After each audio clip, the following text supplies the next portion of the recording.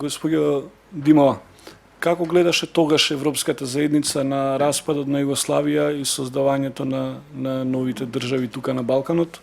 Како тогаш Европската заедница ја прифати реалноста и независна Република Македонија? Прво, честитки исто и од мене за иницијативата. Се надевам дека ќе се зголемува бројот на поддржувачите на иницијативата од ден на ден. Ако треба да се одговори за како се однесуваше Европската заедница во тој период према сето она што се случуваше во поранешна Југославија, мислам дека одговорот ќе биде поприлично едноставен, а тоа е дека се правеше мутава. Зошто? Затоа што реално во тој период не постоеа механизми според кои што Европската Унија можеше заеднички да реагира. Она што тога се случуваше беше на билатерален план. Државите поединечно ги искажуваа своите политички ставови во однос на тоа што се случува, меѓутоа заедничка политика нема. И од тука практично и Балканот е едно од местата каде што ја испрати Европската Унија доби пораката дека можеби треба сепак некаква заедничка политика надворешна да почне да се развива, кој што денеска после 20 години се уште се наоѓа во некој свој зачепок на ниво на Европска Унија. Меѓутоа во тој период уопште ја немаше. Мислам дека на тие што се сеќават во тој период гледаме дури контрадикторни работи што на терен што се случуваја. Например, со Бадинтеровата комисија, која патем кажа дека македонскиот устав заедно со словеничкиот единствен, демократски и добро конципиран устав, значи практично на една страна зборува за некаков капацитет што оваа држава го имаше да се развива во некаков демократски правец. Меѓутоа, ако се сеќавате, од една страна Европската комисија тога зборуваше дека треба Југославија цела заедно како држава да влезе во Европската заедница, дури тогаш ни беа понудени Маршалов план со значителни средства за како да го направиме тој премин. Од друга страна, веднаш следниот ден Германија призна и Хрватска како држава. Значи, разногласието им покажа нив дека имаат потреба од заедничка политика. И сега тоа е на ниво на ЕУ. Што се случуваше кај нас во Македонија? Јас сакам да ги гледам европските интеграции во три фази. Значи, во првата фаза, според мене, почетокот од осамостојувањето па се до 98 година, ја нарекувам рана фаза. И во овој период практично на ниво за Европска Унија кога зборуваме, ништо не се случува освен тоа што имаме консензус кај сите политички партии дека местото на Македонија е Европска Унија. Меѓутоа реално да се направи некој чекор не се направи во таа насока. И имаше причина зошто тоа, затоа што реално Македонија беше соочена со огромни проблеми, непризнавањето на страната на Грција, спорот за името што го имавме со Грција, потоа исто така и изолацијата на Србија во тој период. Значи се наоѓавме под исклучително тешки моменти кога обстанокот наш беше во прашање и плюс воспоставувавме држава, на што преска Сашо го спомена, беше битно, значи од почеток вие да гаите држава го абсорбира вашиот капацитет.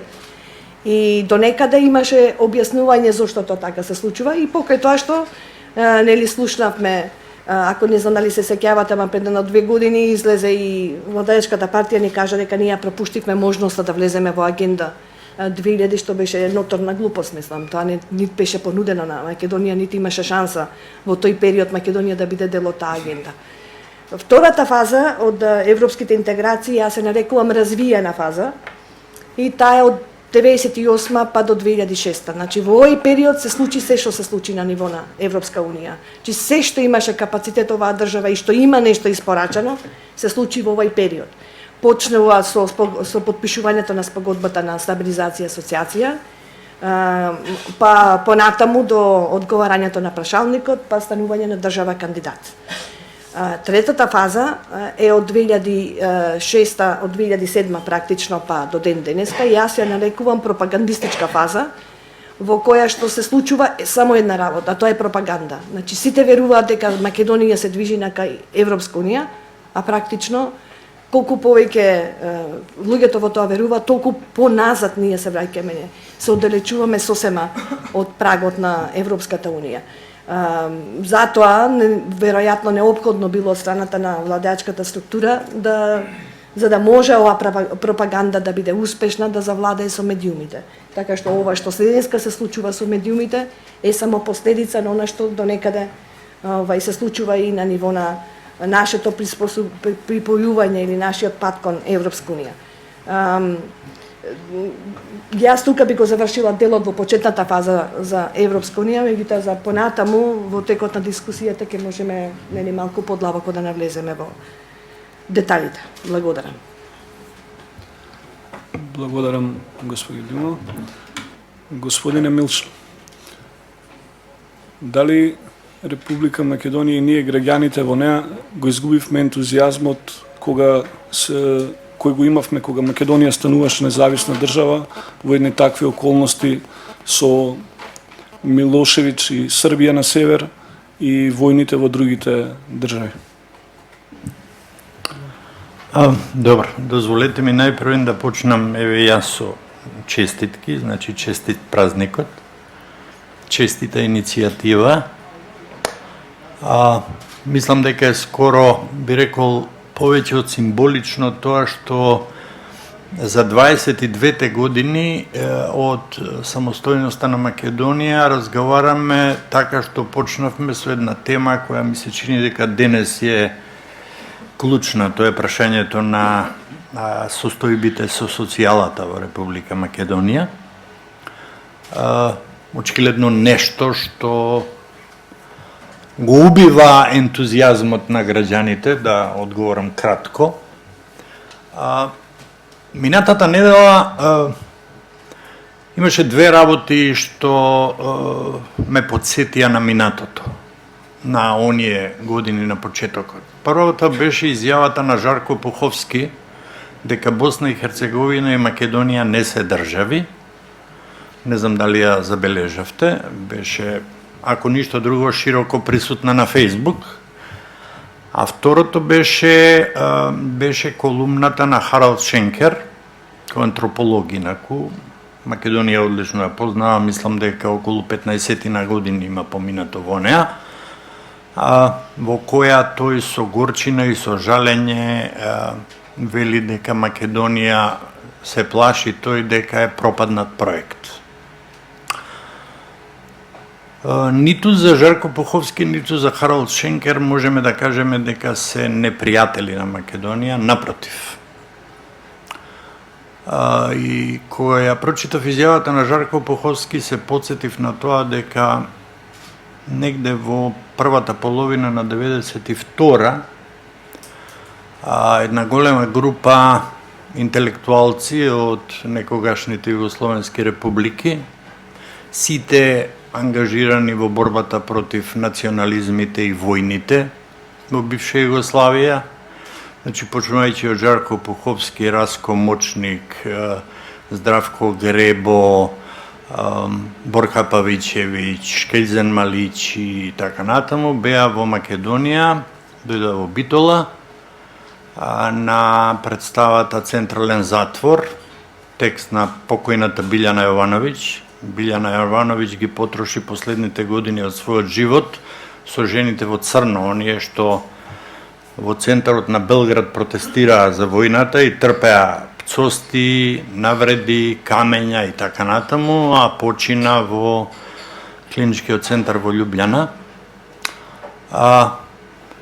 Сите тие, Никола Баровиќ, адвокатот кој исто така ставаше глава во торба, сите тие тогаш сметаа дека Македонија е Калифорнија во споредба со другите републики и веќе независни држави. Го сметаа тоа поради една проста причина.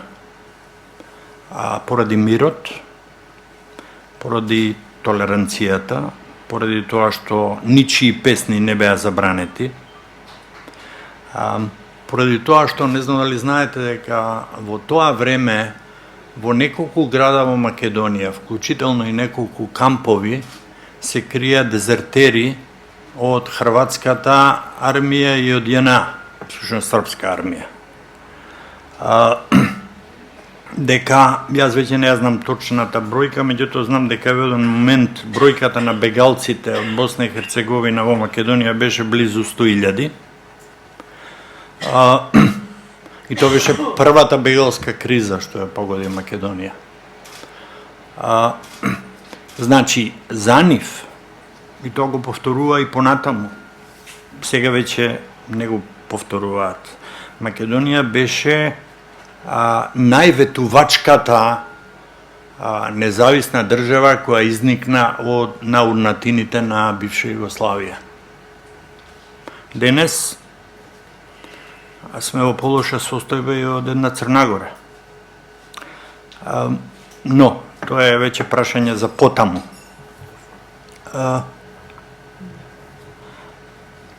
Уште еден детаљ, можеби и не е детаљ. Есента 92-а, кога говориме за ентузијазмот, Джелјо, тогаш угледниот Хелсиншки парламент на граѓаните на Македонија го организира најголемиот меѓународен собир што се одржал во самостојна Македонија. Тоа беше во Охрид, тоа беше конференција на самоуправите и граѓаните на Европа, организиран во соработка со Советот на Европа. Имаше 450 учесници. Тоа е октомври 92. Значи, ние успевавме да мобилизираме поддршка од надвор за Македонија и во моментите кога би рекол дека политичарите македонски беа постојано соочувани со би рекол пропустите кои ги правеа затоа што мислам дека беа наивни. Исто како и граѓаните. Мислам дека никој од нас не очекуваше дека по ставот на Бадентеровата комисија ќе ни се случува оно што се случуваше. Едноставно, мислам дека на некој начин бевме малку растени во стаклено звоно. Моето прво соочување со тоа дека работите нема да одат така лесно беше исто така 92-а, се случи на универзитетот во Кент, во Кентербери, кај што имаше една голема конференција организирана од универзитетот на тема на војните во бивша Југославија. По моето излагање таму бев изложен на една канонада од грчки дипломати и академци, професори и така натаму, кои почнаа да ме бомбардираат во врска со тоа дека ние го крадеме името Македонија, идентитетот и така натаму. Јас тогаш имав една реченица како одговор. Јас им реков, знаете што е, мене не ми треба да бидам правнук на Александар за да бидам македонец. Јас сум македонец затоа што така сум научил од баба ми и дедо ми. Добив аплауз. Потоа ги прашав, им реков, всушност, ако вам ви е потребно за да бидете грци, да го славите Александар, кој колку што јас знам, ја срамнил Теба со земја, а Теба била најмоćниот град држава во тоа време, тоа е ваш проблем, тоа не е мој проблем. Тогаш прв пат сватив колку тешка ќе биде битката до поништување на секој обид за негирање на идентитетот македонски и нашето право да бидеме македонци. И јас тука би завршил.